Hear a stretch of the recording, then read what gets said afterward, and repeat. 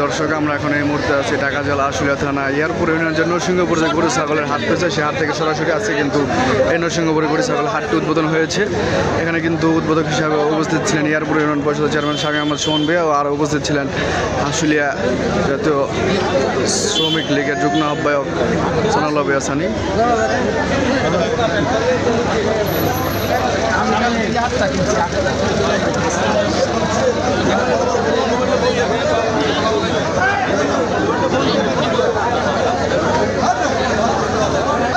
এই হাটের কিন্তু ইজারাদার হচ্ছে হাসান কবির সাহেব।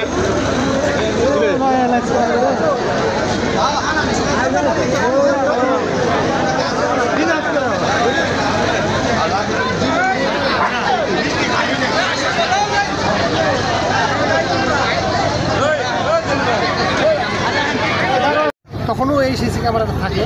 এখন আমাদের এই বছরও আমরা সিসি ক্যামেরার নিয়ন্ত্রণে নিয়ে এনেছি এবং আমি মনে করি আমাদের এই বাজারটা স্বচ্ছ এবং সুন্দরভাবে পরিচালিত হবে। কোনো দুষ্টামি, দুর্ভোগ এবং অস্থি সক্রিয় হবে না। সুন্দরভাবে আমরা এই পরিবেশ রক্ষা করে যাবো ইনশাআল্লাহ। ধন্যবাদ আপনাকে। ধন্যবাদ।